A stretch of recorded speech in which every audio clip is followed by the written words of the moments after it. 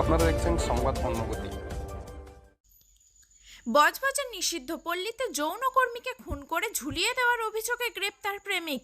যৌনপল্লীর অন্য কর্মী এবং বাসিন্দাদের অভিযোগ, গতকাল অর্থাৎ বৃহস্পতিবার রাত 2:30 নাগাদ ওই যৌনকর্মীর সাথে তার লিভিং পার্টনার, যিনি পেশায় গাড়ির খালাসি, বজবজের 4 নম্বর গেটের তাঁতিপাড়ার বাসিন্দা বিকি মাহাতো নামক একটি ছেলের ঝগড়া ও মারামারি হয়।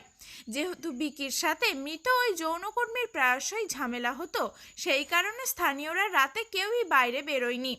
বেশ খানিকক্ষণ পর বিকি নিজেই আশেপাশের লোকজনদের ডাকে এবং বলে অপর্ণা নামক ওই যৌনকর্মী গলায় দড়ি দিয়েছে। তাতেই সন্দেহ হয় স্থানীয়দের দাবি বিকির মারধরেই অপর্ণার মৃত্যু হয়েছে। ডাকছে, ছোটকা দাও, ছোটকা দাও, ওটো ওটো ওটো, গলায় দড়ি দিচ্ছে, গলায় দড়ি দিচ্ছে, গলায় দড়ি দিচ্ছে।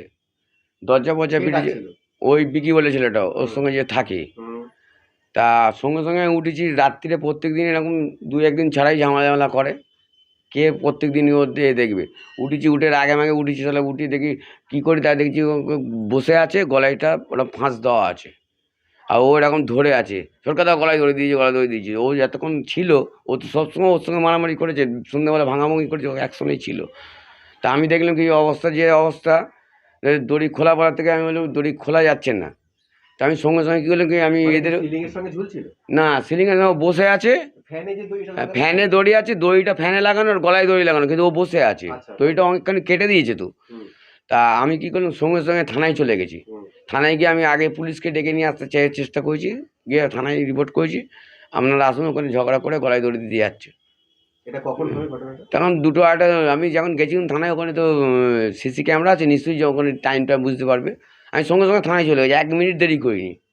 কেন আমি দেখে নিই যে ও যে অবস্থায় আছে, আমি জানি মানে, কেন আমাকে দাদা বলতো, প্রচণ্ড সম্মান করতো। তারপর কি করলি? আমি থানায় চলে গেছি। দেহটা কি করলো? দেহটা পুলিশ আসতে, তারপরে পুলিশ বললো ডাক্তারখানায় নিয়ে চলো। ডাক্তারখানা সবাই মিলে চাকিয়ে নিয়ে গেল। তারপরে ওখানে বললো মৃতদেহ মারা গেছে। মেয়েটার কি নাম?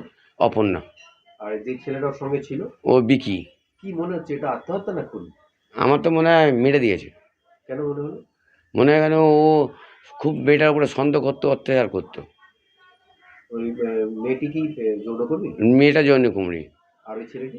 ছেলেটাও ওর সঙ্গে বলে এখানে যেমনি থাকে, জৌনকুমরির সঙ্গে একজন থাকে, সেরকম। মেয়েটি ক বছর ধরে এখানে ছিল? মেয়েটা মোটামুটি 15-16 বছর ধরে আছে। আচ্ছা, এটা কি পুরোটাই পতিতা পল্লী? এইটা নিশ্চিত বলি পুরোটা, পুরোটাই? এই জায়গাটা পুরো নিশ্চিত বললি। আচ্ছা, আপনার নাম? আমার নাম আছে সরোজ মণ্ডল। রাতেই ঘটনাস্থলে বজবজ থানার পুলিশ এসে দেহটি উদ্ধার করে বজবজ পৌর হাসপাতালে নিয়ে গেলে চিকিৎসকেরা অপর্ণাকে মৃত বলে ঘোষণা করেন। স্থানীয়দের মৌখিক অভিযোগের ভিত্তিতে রাতেই বজবজ থানার পুলিশ বিকিকে আটক করে তাদের সঙ্গে নিয়ে যায়। আজ অপর্ণার দেহটি ময়নাতদন্তের জন্য পাঠিয়েছে বজবজ থানার পুলিশ। বজবজের এই নিষিদ্ধ পল্লীর কর্মী অপর্ণা হলেও মূলত সে ক্যানিংয়ের বাসিন্দা। বেশ কয়েক বছর ধরেই সে তার লিভিং পার্টনার বিকির সঙ্গেই বজবজের নিষিদ্ধ পল্লীতে স্থায়ীভাবে বসবাস করত। আজ সকালে অপর্ণার পরিবারের লোকেরা বজবজ ফাঁড়িতে লিখিত অভিযোগ দায়ের করেছে বিকির বিরুদ্ধে।